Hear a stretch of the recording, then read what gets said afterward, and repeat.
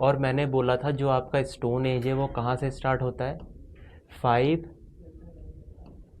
Million year ago से, million year ago से, और कहाँ तक चलता है, 1000 BCE तक चलता है आपका कौन सा age, stone age. Stone age इसका नाम इसलिए पड़ा क्योंकि जो भी हमने चीज़ें बनाई इसमें वो किससे बनाई बच्चों, वो स्टोन से बनाई। तो जो आज हम पढ़ेंगे बच्चों, आज हम क्या पढ़ेंगे, आज हम पढ़ेंगे आपका चालकोलिथिक एज।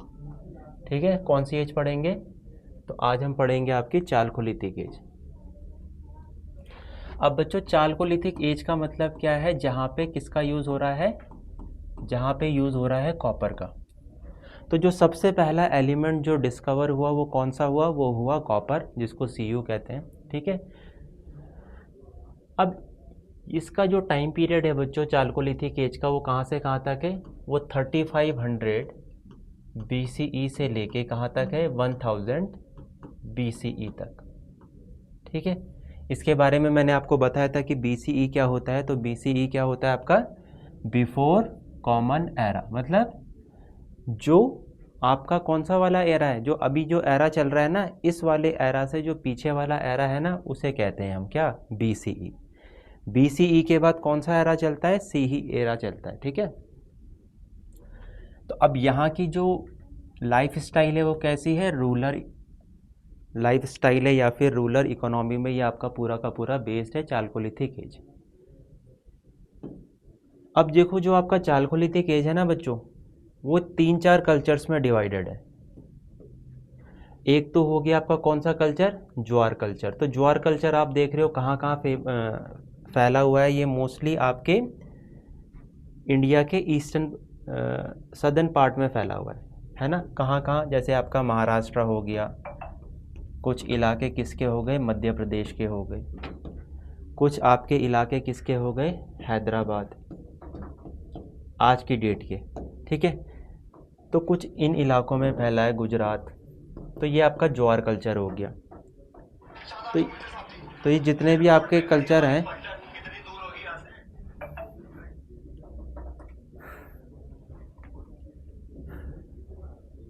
ठीक है, तो ये जितने भी कल्चर है ना यहाँ पे, जितने भी यहाँ पे क्या है कल्चर है, ये सारे के सारे कल्चर बच्चों क्या है, डिवाइडेड है। और ये कल्चर किस में बेस्ड है, ये कल्चर बेस्ड है चालकोलिथिक एज में। तो चालकोलिथिक एज के कल्चर में बता रहा हूँ। तो आपके पास अगर आएगा कि ज्वार कल्चर या फिर ज्वार कौन सी एज से रिलेटेड है, तो आप बोलोगे कौन सी एज से रिलेटेड है, ये रिलेटेड है आपके चालकोलिथिक एज से। चालकोलिथिक एज मतलब कॉपर एज से रिलेटेड है। आप पे आएगा काथिया या फिर मालवा कल्चर, कहाँ पे है, तो ये MP में है बच्चों आपका, और कहाँ पे है, गुजरात में है। उसी से ऊपर आ गया आपका आहार कल्चर, जो कि आपका राजस्थान में है। ठीक है, कहाँ पे है, राजस्थान में। और फिर ज्ञानेश्वर जोधपुर कल्चर, ये भी आपका राजस्थान में। तो ये जो चारों के चारों कल्चर है ना बच्चों, ये इंडिया में है, और ये रिलेटेड है किससे, कॉपर एज से। किससे रिलेटेड है, कॉपर एज। कॉपर एज अगर कहाँ से स्टार्ट होती है कोई पूछेगा, तो 3500 से 15,000 BCE तक आपकी कॉपर एज चलती है। सबसे पहला जो मेटल डिस्कवर हुआ था वो कॉपर था। आयरन कब डिस्कवर होगा, आयरन डिस्कवर होगा 1000 BCE में, याद रखना, जब आपका वैदिक कल्चर चलेंगे। ठीक है, अब ये मैंने आपको बता दिया चालकोलिथिक पीरियड के बारे में। अब जो चालकोलिथिक पीरियड है बच्चों, उसमें क्या है आपका, एक तो है साउथ ईस्टर्न राजस्थान वाला एरिया, जिसको मैंने अभी बताया आपको आहार या फिर गिलिंद भी बोलते हैं, नियर बानस वैली। तो बानस वैली भी कहाँ पड़ती है आपकी, राजस्थान के पास ही पड़ती है आहार कल्चर में। ठीक है, ज्ञानेश्वर भी यहीं पे पड़ता है, कॉपर के टूल्स मिलते हैं यहाँ पे हमें। ठीक है, तो ये आहार कल्चर के बारे में कुछ हमारे पास इंफॉर्मेशन है। ईस्टर्न इंडिया में आएंगे तो यहाँ पे आएगा चिरान, बुर्दवान डिस्ट्रिक्ट, मिदानपुर डिस्ट्रिक्ट। ठीक है, तो चिरान आपका कहाँ पड़ता है, ये आपका बिहार में पड़ता है। तो ईस्टर्न इंडिया में आपको कुछ ये वाला कल्चर मिलता है। वेस्टर्न में क्या मिलता है, MP, मध्य प्रदेश में, मालवा में, काठिया में, ईरन में। ठीक है, तो यहाँ पे हमको क्या देखने को मिलते हैं, चालकोलिथिक पीरियड के बारे में हमें देखने को मिलता है। उसके बाद देखो ज्वार कल्चर है, वेस्टर्न महाराष्ट्र, है ना, तो ये हमें देखने को मिलता है। अब ज्वार कल्चर से रिलेटेड कौन कौन सी हमारे पे साइट्स हैं, तो ये नवासा हो गया, दाइमाबाद हो गया, चंदौली हो गया, इमाम गांव हो गया, नासिक हो गया, नवदातोली हो गया और सवलदत्ता हो गया। ठीक है, पूछेगा लार्जेस्ट साइट कौन सी है, तो दाइमाबाद है। क्वेश्चन आएगा पेपर में कि जो दाइमाबाद है साइट वो किससे रिलेटेड है, क्या वो हड़प्पा सिविलाइजेशन से रिलेटेड है, क्या वो स्टोन एज से रिलेटेड है, तो आपका आंसर क्या होगा, जो दाइमाबाद है वो रिलेटेड है किससे, ज्वार कल्चर से। और ज्वार कल्चर बच्चों किसका पार्ट है, चालकोलिथिक एरिया का पार्ट है। और जो चालकोलिथिक पीरियड है वो आपका इतने बीसी से स्टार्ट होता है, और जो चालकोलिथिक पीरियड में किसका यूज़ हुआ है, कॉपर का यूज़ हुआ है। ठीक है, ये सारे के सारे आपको चालकोलिथिक एज से रिलेटेड चीज़ें देखने को मिलती हैं, और ये ज्वार कल्चर से रिलेटेड एरिया है, नवासा, दाइमाबाद, चंदौली, इमाम गाँव, नासिक, नवदातोली और सलवदा। ठीक है, बरियल हैबिट्स क्या है इनकी, तो they practice wooden burials, they didn't know about the horses and burn bricks. ठीक है, तो यहाँ पे मतलब डोमेस्टिकेशन ऑफ हॉर्स नहीं होगा, यहाँ पे बर्न ब्रिक्स यूज़ नहीं होगी। बर्न ब्रिक्स मतलब जो पक्की ईंटें रहती हैं। इम्पॉर्टेंट ये है कि जो यहाँ पे पॉटरी है वो कैसी पॉटरी हो चुकी है, अब black and red wire pottery हो चुकी है, मतलब कलर्ड पॉटरी अब यूज़ हो गई है। तो पॉटरी कहाँ से स्टार्ट होती है, अगर कोई पूछेगा आपसे, तो पॉटरी स्टार्ट होती है कहाँ से, नियोलिथिक एज से। और नियोलिथिक एज मैंने आपको बताया ना, नियोलिथिक एज 4000 BCE से लेके कहाँ से कहाँ तक, 1000 BCE तक, ये आपका नियोलिथिक एज का पीरियड है। ठीक है, तो यहाँ पे ऑक्रे कलर्ड पॉटरी यूज़ हो रही है, ये भी इम्पॉर्टेंट है आपके लिए। ज्वार कल्चर देखो, आहार कल्चर देखो, काठिया, मालवा, ईरन कल्चर देखो। ठीक है, तो ये आप हमारे पास कौन से कल्चर हो गए, ये हमारे पास चालकोलिथिक पीरियड हो गया। अब देखो, तो मैंने आपको क्या बताया था, हमारी जो हिस्ट्री स्टार्ट हुई वो कहाँ से स्टार्ट हुई, वो स्टोन एज से स्टार्ट हुई। स्टोन के बाद क्या आया, चालकोलिथिक आया। अब चालकोलिथिक के बाद क्या आएगा बच्चों, कॉपर एज आएगा। ठीक है, चालकोलिथिक कॉपर एज हो गया। कॉपर एज के बाद क्या आएगा, ब्रॉन्ज एज आएगा, और ब्रॉन्ज एज में ही आपका क्या आ जाएगा बच्चों, हड़प्पा सिविलाइजेशन आ जाएगा। तो जो हड़प्पा सिविलाइजेशन है या फिर जो इंडस वैली सिविलाइजेशन है, उसमें क्या यूज़ हुआ है, उसमें ब्रॉन्ज मेटल बहुत ज़्यादा यूज़ हुआ है। और ब्रॉन्ज क्या है बच्चों, याद रखना, ब्रॉन्ज एक एलॉय है, किसका, Cu+Sn का, कॉपर प्लस टिन का एक एलॉय है क्या, ब्रॉन्ज, याद रखेंगे। ठीक है, तो सबसे पहले स्टोन एज आया। स्टोन एज में एक आपकी कौन सी साइड हो गई, सबसे पहले जो आई पेलियोलिथिक साइड। अब देखो पेलियोलिथिक साइड में हमारे पास इंपॉर्टेंट कौन कौन से हैं, तो देखो सबसे ज़्यादा इंपॉर्टेंट हमारे पास सोहन वैली है।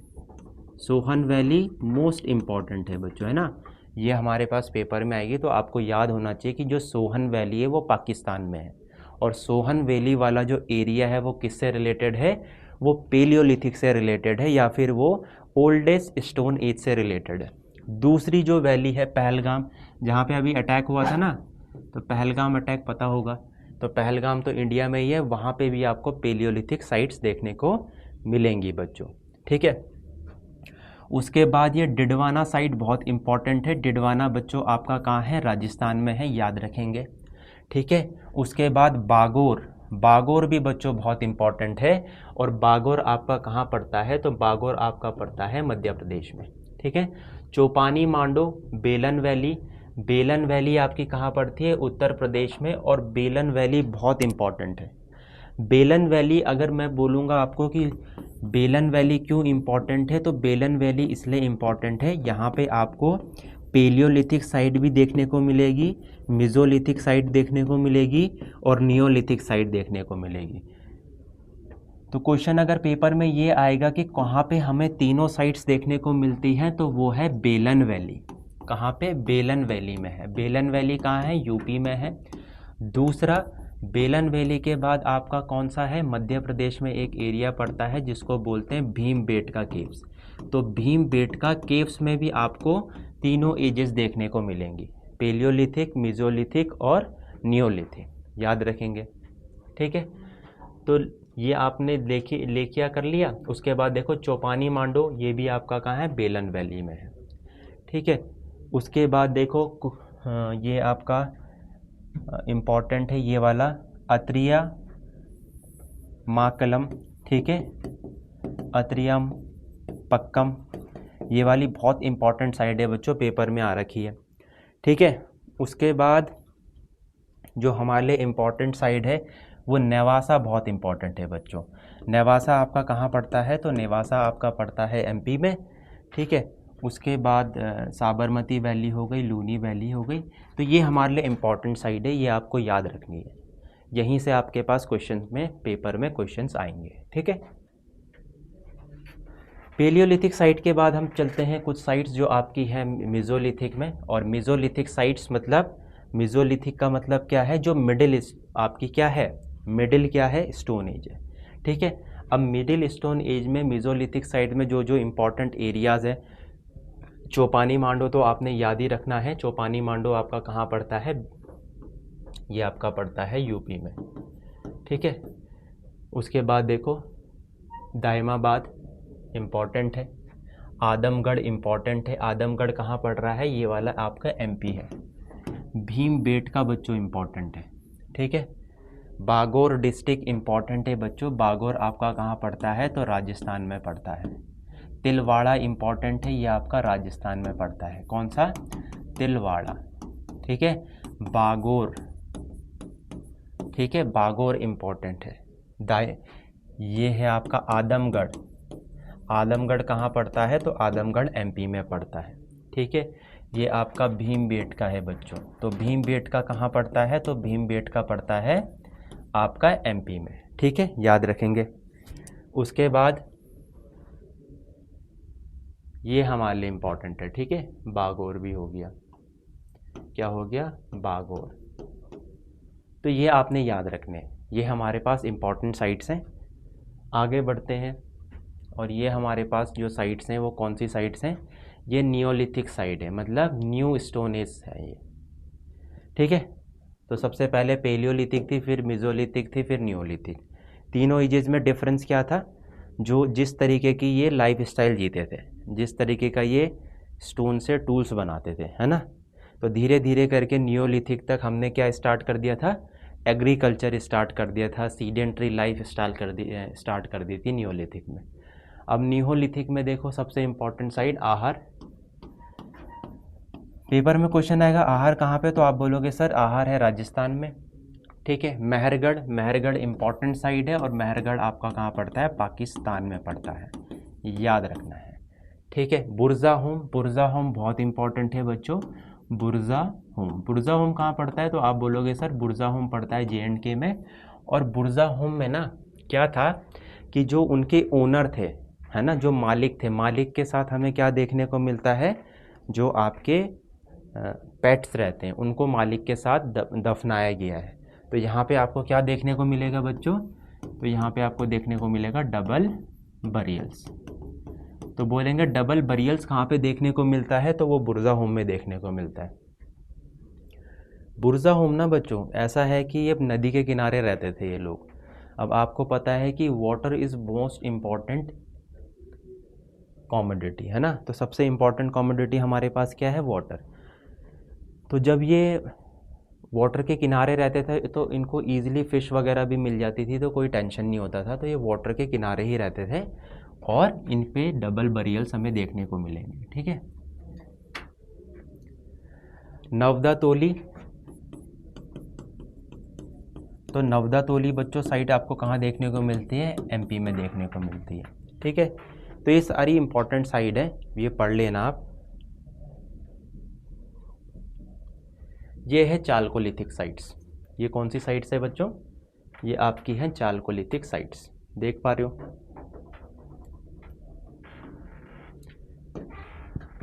तो देखो, मेहरगढ़ हो गई, आहार हो गई, ठीक है, रंगपुर हो गई, ज्वार हो गई, दाइमाबाद हो गई, इमाम गांव हो गए, नेवासा हो गए, मस्की हो गई, ठीक है। और कौन सी हो गई? ईरन हो गई, कोल्डिबा हो गई, हलूर हो गई। तो ये सारी इंपॉर्टेंट साइट है, जो जो मैंने टिक कर रखी, ये बहुत बार पेपर में रिपीट हो गई। ज्ञानेश्वर जोधपुर हो गई। तो ये सारी की सारी कैसी है? इम्पॉर्टेंट साइट है। तो अब बच्चों, अब हम जो स्टार्ट करेंगे वो क्या स्टार्ट करेंगे? वो स्टार्ट करेंगे आपका इंडस वैली सिविलाइजेशन।